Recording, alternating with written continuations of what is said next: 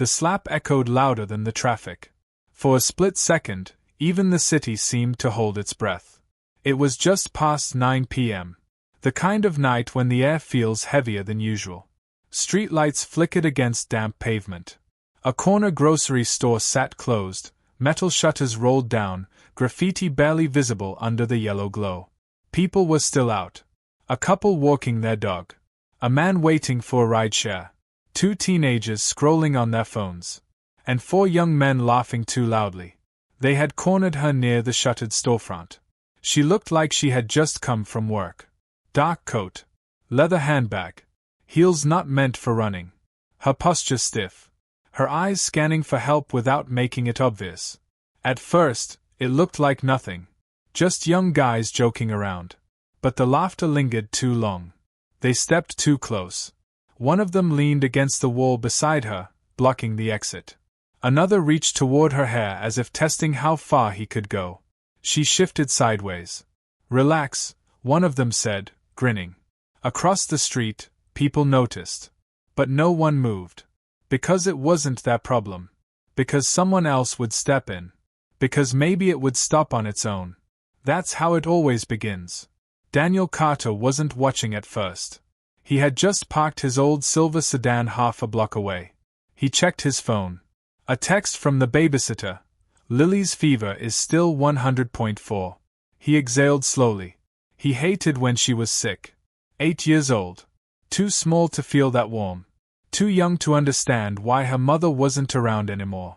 He locked the car and headed toward the pharmacy, jacket zipped against the cold. That's when he heard the laughter. Then he heard the tone beneath it. There's a difference between joking and intimidation. Daniel knew the difference. He looked up. And he saw her face. Not anger. Not embarrassment. Fear. The quiet kind. The kind that calculates distance. Escape routes. Odds. Daniel slowed his steps. 4 of them. Late teens. Early 20s. Athletic builds. Confident. Too confident. He could have kept walking. He had medicine to buy. A daughter waiting at home. He didn't want trouble. He had spent 10 years in the military learning exactly how ugly trouble could get. He promised himself he was done with confrontation. But then one of the boys grabbed her wrist. Not violently. Just enough to test control. And that was enough. Daniel crossed the street. Steady pace. Calm breathing. "Back off," he said. His voice wasn't loud. But it carried. The boys turned. They looked him up and down. Mid-30s. Plain jacket. No visible threat. One of them smirked. "Mind your business, old man." Old man. Daniel almost smiled at that. The woman tried to pull her arm back. The boy tightened his grip slightly. Daniel stepped between them. Not aggressively. Just present. The kind of presence that changes the temperature in a room. "I said back off." This time, there was steel in his voice. For a brief moment, uncertainty flickered across one of their faces. Then ego kicked in. "Or what?" another one asked. Daniel didn't answer. He didn't need to. When the boy's fingers tightened again around the woman's wrist, Daniel reacted. Fast. Precise. His hand snapped across the boy's wrist with controlled force. Not a punch. A warning. The sound cracked through the street like a whip. The boy yelped, releasing her instantly. And then, silence. Even the passing traffic seemed quieter. The bystanders froze. Phones slowly rose into the air. One woman whispered, "Oh my God." The 4 young men stared at him, stunned. They weren't expecting resistance. They were expecting compliance. "You think you're a hero?" one sneered, stepping closer. Daniel calmly removed his jacket. Folded it once. Placed it on the hood of a nearby car. "No," he said evenly. "I'm a father." That landed differently. One of the boys shoved him hard in the chest. Daniel didn't fall. He absorbed it. Measured the distance. Calculated angles. Old instincts rising, not from anger, but from training. The second punch came wild. Telegraphed. Easy. Daniel moved sideways, redirected the arm, and delivered a controlled strike to the attacker's shoulder joint. The boy dropped instantly, more shocked than injured. Gasps rippled through the small crowd. Another rushed him from behind. Daniel pivoted, sweeping the leg cleanly. The attacker hit the pavement hard, and knocked out of him. It wasn't flashy. It wasn't cinematic. It was efficient. The third one hesitated. Confidence dissolving. The fourth stepped back entirely. Now fear was shifting sides. "Call the police," someone shouted. Sirens echoed faintly in the distance. Blue and red lights beginning to bounce off nearby windows. The woman stood near the wall, breathing hard, eyes wide, not just from what had almost happened, but from what she had just witnessed. Daniel kept his stance steady. He didn't chase. Didn't escalate. He simply held the line. The two boys on the ground groaned, stunned more by humiliation than pain. The others backed away slowly. "You're crazy," one muttered. "No," Daniel replied quietly. "I'm tired." The sirens grew louder. Closer. The moment was ending. But its impact was just beginning. Bystanders whispered. Some looked ashamed they hadn't stepped in. Others looked inspired. The woman finally spoke, voice trembling but clear. "Thank you." Daniel nodded once. He picked up his jacket. Checked his watch. 9:17 p.m. Lily was waiting. He didn't care about applause. Didn't care about phones recording. He cared that somewhere, someday, his daughter might face a moment like this. And he prayed someone would step forward for her. Police cars screeched to a stop. Officers jumped out, assessing the scene. Questions began flying. But something had shifted. The street felt different. Like it had witnessed something rare. Not violence. Responsibility. As officers separated the young men, one of them pointed at Daniel angrily. "He attacked us." But the crowd didn't stay silent this time. "No," someone said firmly. "He protected her." And in that moment, the slap that echoed louder than traffic did something unexpected. It woke people up. The woman straightened her coat. Daniel met her eyes briefly. He gave a small nod. Then he stepped back. Unaware that within hours, a video of this night would spread across the city. Unaware that the woman he defended was not who she seemed. Unaware that this quiet act of courage was about to change his life and his daughter's future forever. Because sometimes, history doesn't begin with a speech. Sometimes, it begins with a single sound. A slap. And the courage to step forward when everyone else stands still. The sirens didn't approach quietly. They tore through the night. Red and blue lights flooded the street, reflecting off storefront windows and damp pavement. The laughter that once filled the air was gone. In its place, tension. Daniel Carter stood still. Breathing steady. Heart rate controlled. The four young men no longer looked confident. Two were on the ground, stunned and humiliated. The other two stood frozen, unsure whether to run or argue. Police officers stepped out quickly. "Hands where I can see them." One of the boys pointed at Daniel immediately. "He attacked us." The accusation rang sharp and desperate. Daniel didn't respond. Didn't defend himself. He simply waited. Because he knew something they didn't. Truth had witnesses. A woman from across the street spoke first. "No, officer." He stepped in when they wouldn't leave her alone. Another man lifted his phone. "I recorded it. They cornered her." Murmurs spread. The story was correcting itself. The woman who had been trapped stepped forward slowly. Her coat was slightly wrinkled. Her breathing still uneven. But her voice was calm. "He protected me." 3 words. Clear. Direct. The officers nodded and began separating the young men. Cold metal cuffs clicked under flashing lights. That should have ended it. But then, headlights turned the corner. Low. Powerful. Intentional. 3 black SUVs rolled onto the block and stopped in perfect alignment beside the patrol cars. The street fell silent again. Doors opened almost at once. Men in tailored suits stepped out. Earpieces. Polished shoes. Eyes scanning every angle. This wasn't random security. This was executive protection. Even the officers noticed the shift. One of them muttered quietly, "Who is she?" The suited men approached the woman immediately. Are you injured? One asked, voice steady but urgent. The word carried weight. The crowd sensed it. Daniel sensed it. The woman nodded once. I'm fine. The security team formed a subtle barrier around her, not aggressive, just controlled. One officer approached cautiously. Sir, we need identification. The head of security showed credentials discreetly. You're speaking to Victoria Hale. The name traveled fast. Victoria Hale, CEO of Hale Industries. One of the most powerful tech investors in the country. A billionaire whose business decisions shaped markets. A woman rarely seen in public without strategy behind it.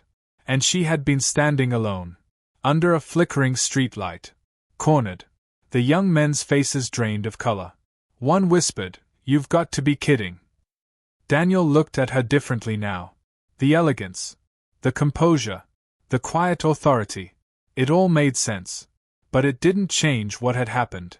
Victoria turned toward him. "You didn't hesitate," she said. Her tone wasn't dramatic. It was observant.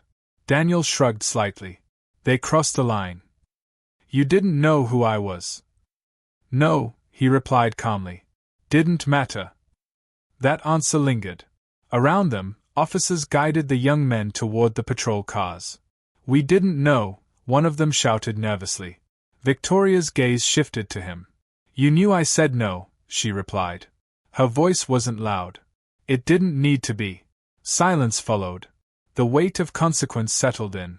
Daniel picked up his jacket from the hood of a nearby car. He checked his phone. 4 missed calls now.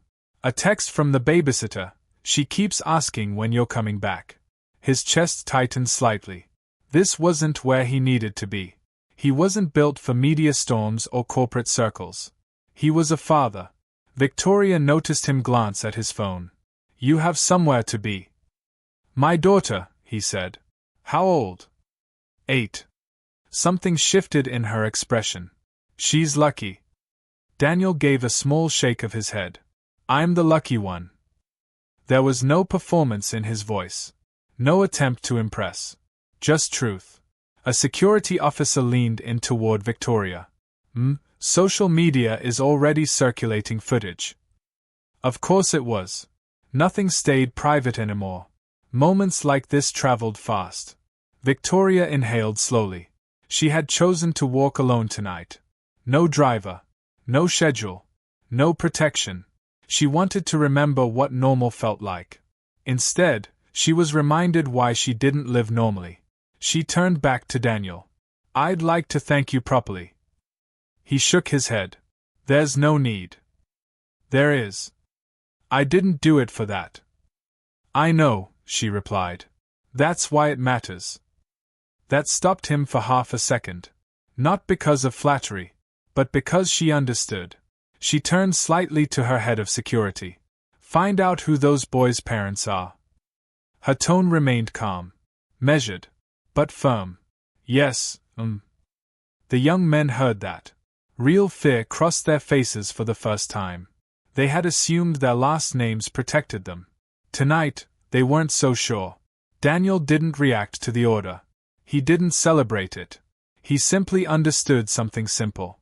Actions have consequences. The patrol car doors shut. Engines started. The crowd began to thin, whispering about what they had just witnessed. Daniel adjusted his jacket. "I really need to go." Victoria held his gaze for a moment longer. "We'll speak again." It wasn't flirtation. It wasn't a request. It was certainty. Daniel gave a polite nod. Then he turned and walked toward the pharmacy without looking back. No dramatic exit. No media statement. Just a father finishing an errand. Behind him, camera phones zoomed in. Someone whispered, "That's him." But Daniel didn't hear it. He didn't know that within hours, news stations would replay the footage. Didn't know his face would circulate with captions like "Veteran stops harassment and stranger steps in." All he knew was that Lily's fever hadn't broken yet. Inside the SUV, Victoria watched him disappear down the sidewalk. Unprotected. Unbothered. Unaware. In a world where most men calculated risk before acting, he hadn't. He had stepped forward because it was right. Not because it was safe. The SUVs pulled away. The police cars followed. The street slowly returned to its ordinary rhythm. Cars passed. A bus roared by. Someone laughed in the distance. But something had changed. Because sometimes the most powerful moment isn't a business deal or a press conference. Sometimes it's a quiet act of courage under a streetlight. And by morning, that quiet act would be anything but quiet. The city just didn't know it yet. And neither did Daniel Carter. By morning, the city had already chosen a side. Daniel didn't know it yet. He was standing in his small kitchen, pouring orange juice into a plastic cup with cartoon dinosaurs on it. Lily sat at the table, wrapped in a blanket, cheeks slightly flushed but smiling. "Daddy," she said softly, "did you get the medicine?" He slid the bottle across the table and brushed a strand of hair from her forehead. "Right here, Peanut." Ordinary morning. Ordinary life. But outside that quiet apartment, nothing was ordinary anymore. His phone buzzed on the counter. Once. Twice. Then non-stop. Daniel frowned. He picked it up. Missed calls. Unknown numbers. Text messages from people he hadn't spoken to in years. Then he saw it. A video notification. You were tagged in a post. He tapped it. And the world shifted. The clip began with shaky footage under a streetlight. 4 young men. A frightened woman. Then, Daniel stepping forward. The slap. The takedown. The moment. The video had already crossed 2 million views. 2 million. Overnight. Hashtags flooded the screen. #StreetHero. #StandUp. #NotAllHeroes. News channels had picked it up. A headline scrolled across a local station. Single dad stops harassment, video sparks national conversation. Daniel lowered the phone slowly. He didn't feel like a hero. He felt exposed. "Daddy?" Lily asked. He forced a small smile. "It's nothing." But it wasn't nothing. The door buzzer rang suddenly. Daniel stiffened. He walked cautiously toward it. Another buzz. Then shouting from outside the building. "Mr. Carter. News 7. Daniel. Just one question." Cameras. Microphones. Flashing lights reflecting through the hallway window. He stepped back immediately. How did they find him? The answer came quickly. The video had been posted with a clear shot of his face. Someone had identified him. Old military photos resurfaced. His name. His service record. Even his address. The internet doesn't just celebrate you. It studies you. His phone rang again. This time, a private number. He hesitated. Then answered. "Daniel Carter." "Good morning," a calm female voice said. "This is Victoria Hale." He went still. "I assumed this might happen," she continued. "I'm sorry you're dealing with it alone." He glanced toward the window where reporters waited like storm clouds. "I didn't ask for any of this." "I know." There was no defensiveness in her tone. "Would you be willing to meet today?" she asked. "Somewhere controlled. Secure." Daniel hesitated. He didn't want to step deeper into this world. But it was already at his door. "Fine," he said. "For a few minutes." An hour later, he sat in a private corner of a downtown cafe, closed to the public for the morning. Security discreetly positioned at entrances. Victoria sat across from him. Composed. Polished. But not detached. "You're trending nationally," she said plainly. "I noticed. Half the country is praising you. And the other half." She slid her phone across the table. Different headlines. Ex-military man uses excessive force. Was violence necessary? Billionaire CEO incident raises questions. Daniel exhaled slowly. "Here it comes. You humiliated powerful families," she continued. "2 of those young men have fathers who donate to city campaigns. So now I'm the villain." "No," she corrected calmly. "You're inconvenient." That word hit harder than insult. Inconvenient. He leaned back in his chair. I didn't throw the first punch. I know that, she said. But perception moves faster than facts. Outside the cafe, reporters were already speculating. Inside, the air felt tight with possibility. I don't want fame, Daniel said firmly. My daughter doesn't need this. Victoria studied him carefully. You don't want attention. You don't want money. You didn't hesitate to help someone you thought was a stranger. She paused. That's rare. He didn't respond. She slid a folder across the table. He didn't touch it. What is it? A position. He looked at her sharply. Head of security consultant for Hale Industries. He blinked. That's not a reward, she clarified. It's an opportunity. You have experience, discipline, instinct. I have a daughter, he replied. It comes with flexibility, salary, stability. He stared at the folder but didn't open it. This isn't charity. No. Then why me? Her answer was immediate. Because you acted when everyone else froze. Before he could respond, shouting erupted outside. Cameras pressed against the cafe windows. Someone must have leaked their meeting. Victoria's security moved quickly. Daniel felt it again. The storm growing. You see, he said quietly. This is what I'm talking about. Victoria remained composed. This won't disappear, she said. Not now. As if on cue, Daniel's phone buzzed again. A message from an unknown number. You embarrassed the wrong people. Another followed. Stay in your lane next time. He showed her the screen. Her jaw tightened slightly. I'll handle that. He shook his head. No. I handle my own problems. Silence stretched between them.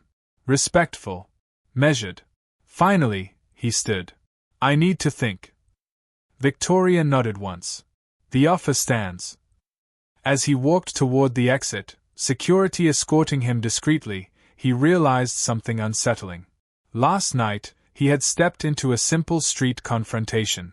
This morning, he was standing in the middle of a national debate. Not about wealth. Not about power. But about courage. And consequences. Back at his apartment building, reporters were still gathered. Cameras lifted the moment they saw him.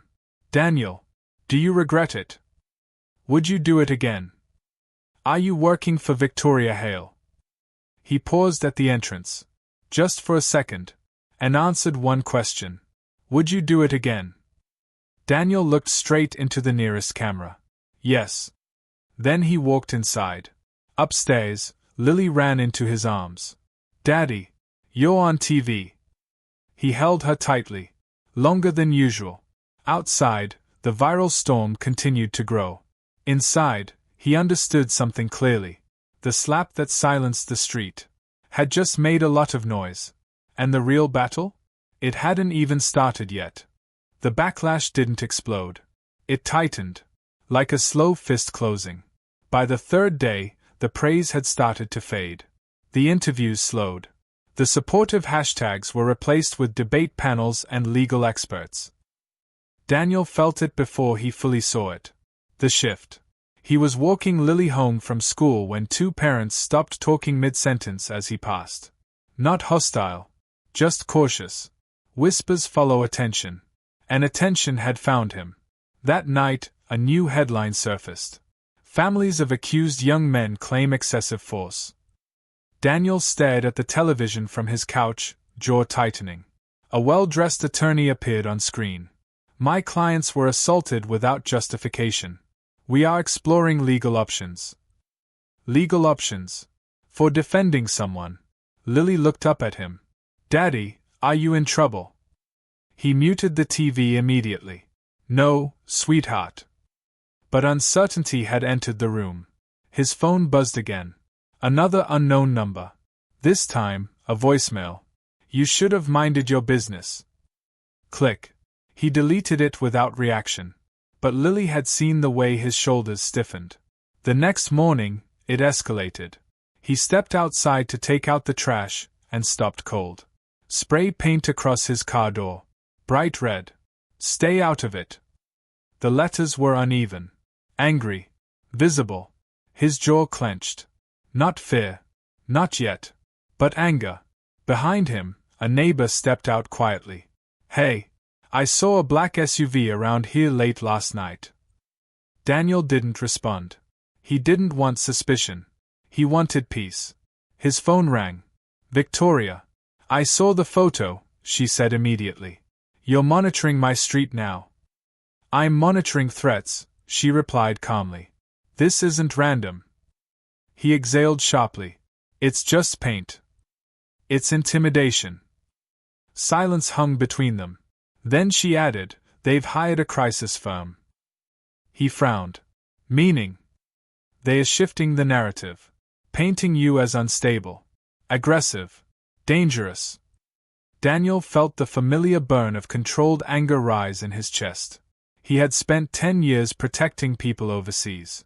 Now he was being framed as a threat at home. "They won't stop," she continued. "Not unless they are forced to." "I don't want war." "Neither do I," she said. "But they've already started one." By afternoon, the story had evolved. Old photos from Daniel's military days surfaced online. Training exercises. Combat footage. Captioned with phrases like, "Violence is second nature." Was this an overreaction? Context erased. Character questioned. That evening, a black SUV did pull onto his street. But it wasn't the family's. It was Victoria's security team. Unmarked. Discreet. 2 plainclothes officers approached his door. "Mr. Carter, we're here as a precaution." "I didn't ask for protection." Min insisted. Daniel glanced toward Lily's bedroom. He hated this. But he hated risk more. "Fine," he said quietly. Across town, the powerful families weren't sitting quietly. In a private boardroom, 3 men sat around a polished table. One was a real estate developer.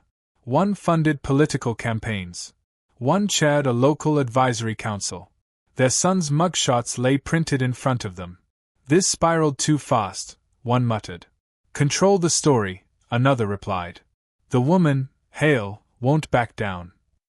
"Then we don't confront her. We isolate him." And just like that, Daniel became the target. By the end of the week, a civil complaint was filed. Excessive force. Emotional damage. Public humiliation. Daniel read the paperwork at his kitchen table after Lily went to sleep. He didn't feel panic. He felt exhaustion. Victoria called again. "My legal team is prepared to countersue." "I don't want your lawyers fighting my battles." "They are not just your battles anymore," she replied. "You were attacked." "No," he corrected calmly. "They were stopped." A pause. Then she said something softer. "You stepped into my world that night. Now my world is stepping into yours." He leaned back in his chair. "This is exactly what I didn't want." "And yet," she said, "if you hadn't stepped in, what message would that have sent?" He didn't answer. Because he knew.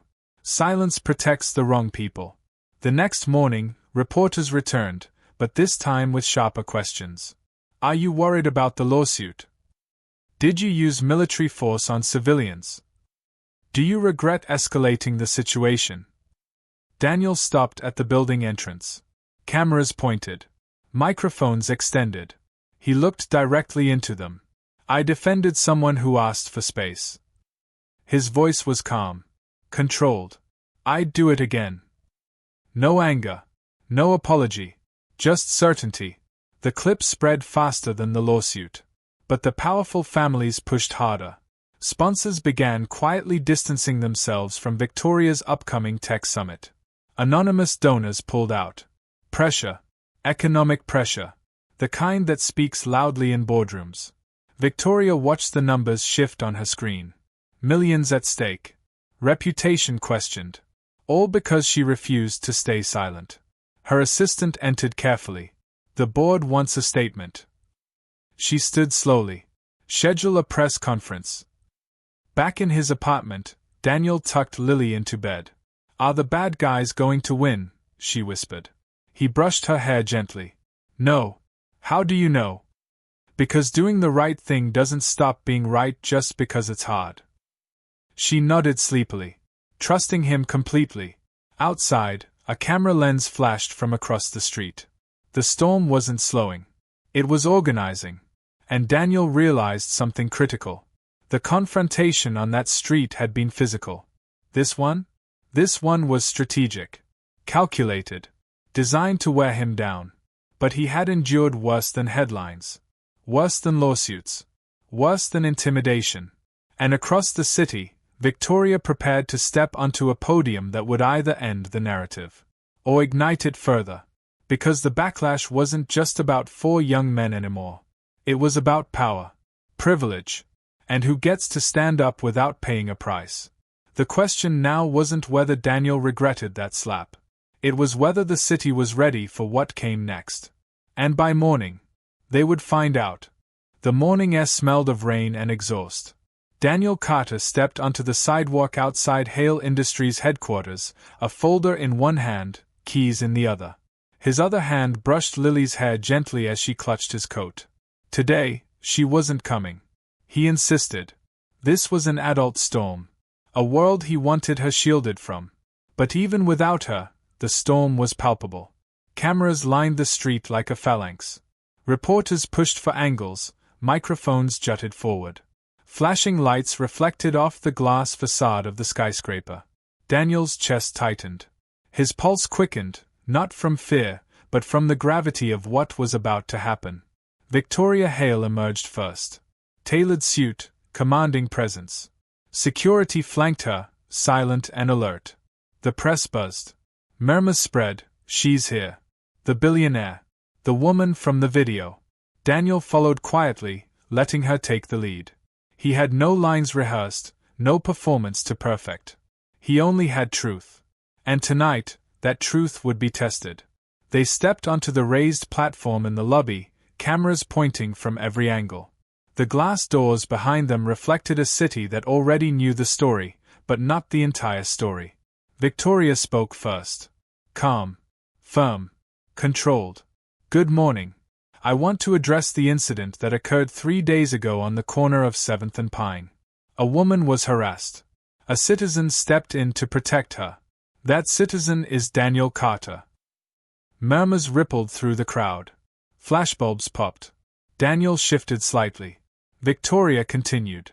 What Daniel did was not mandated. It was not required. He could have walked past, like so many others. But he didn't. He acted with courage and integrity. And for that, he has my deepest respect. Reporters scribbled furiously, but not all notes were favorable. One shouted, "Ms. Hale, some claim Mr. Carter used excessive force. Are you endorsing violence?" Victoria's gaze didn't waver. Force was necessary to prevent further harm. "I will not apologize for safety." Another voice rose. "And what about the families of the young men? They say their sons were humiliated. Will there be legal repercussions for Mr. Carter?" Victoria answered without hesitation. "They are free to pursue legal channels, of course. But context matters. Harassment occurred. Threats were made. Daniel acted in defense of another human being. That is the law. And it is the right thing to do." Daniel noticed something subtle. Reporters shifted in their seats. The questions were still sharp, probing, but now tinged with uncertainty. Victoria nodded slightly toward him. It was his turn. He stepped forward, hands gripping the folder. The cameras swung toward him like magnets. He could feel the weight of millions of unseen eyes, the pressure of a city waiting for a reaction. "I'm not a hero," he said, voice steady. "I'm a father. A citizen. I did what I hope any person would do when someone is being harassed or threatened." Pause. Eyes on him. "I did not seek recognition. I did not seek fame. I did what I thought was right, plain and simple. And I will do it again if it is necessary." Silence. A beat. Then the first clap, a hesitant one, followed by more. Not all reporters applauded, but the energy in the room shifted. Respect replaced curiosity. Some grudgingly. Some honestly. One reporter leaned in. Mr. Carter, are you concerned about backlash? Threats? Daniel shook his head. Fear doesn't stop injustice. Silence does. Outside, Victoria's legal team and security monitored social media. The hashtags were exploding. #StandWithDaniel. #Courage over fear. #Citizen hero. And comments flooded in from every corner of the country. Some supportive, some critical. But most curious. Intrigued. Inspired. Victoria glanced at him. You did more than stop a harassment. You reminded people what responsibility looks like. Daniel exhaled slowly. It's still messy. The families are pursuing legal action. And, well, some don't like what I did. They are powerful, Victoria said plainly. They'll try to intimidate, influence narratives. But power alone cannot rewrite truth. A reporter shouted from the back, Ms. Hale. Some claim you're protecting Daniel for your own interests. Are you using him? She held her gaze, unwavering. I am using no one. What you see is accountability, courage, and honesty. And the world needs examples of those qualities, not excuses for cowardice. Another flash. Another camera. The press scribbled furiously. Daniel realized how stark the contrast was. In one corner, corporate wealth. In the other, ordinary bravery. And the world was watching both. Victoria signaled subtly. The conference was winding down. But she leaned closer to him before stepping away from the podium. You've done more than you realize, she said quietly. You've shifted conversations. You've made people consider what they would do. And you've made the powerful uncomfortable. Daniel nodded. I just did what felt right. And that, she replied softly, is more than most can say. They stepped down together. Security closed in discreetly, shielding them from the lingering press. Daniel's phone buzzed nonstop. Messages from strangers, friends, even old colleagues. All saying the same thing, we saw. We believe. We're inspired. Back at his car, Daniel glanced at the chaos one last time. Flashing lights. Microphones. Headlines already forming. And yet, he felt calm. Inside, he thought about Lily. About teaching her to stand up. To step forward when others hesitate. He realized that tonight, this press conference wasn't just about him. It was about showing her, and the world, that courage can't be bought, demanded, or instructed. It's chosen. Every time. Victoria approached again, stepping into the car with him. Her presence carried authority but also a quiet understanding. Tomorrow, she said, you'll likely be trending again. But remember this, the narrative has shifted. You're not just reacting to the storm anymore. You're setting the standard for it. Daniel nodded. I'm ready. Outside, the city pulsed with life. Cars honked. Pedestrians passed. A world that felt ordinary, but beneath it, ripples of change spread. In the coming days, debates would rage on television. Social media would analyze every move, every word. The families pushing back, trying to reframe the story. But the truth had already been broadcast in millions of hearts and minds. One man had chosen courage. One man had chosen responsibility. And that choice could not be erased. As Daniel started the engine, Victoria gave a final glance back at the street they had left behind. A small, satisfied smile crossed her face. Because sometimes, power doesn't come from wealth or influence. Sometimes, it comes from standing up, quietly, decisively, in the right moment. And sometimes, it changes everything.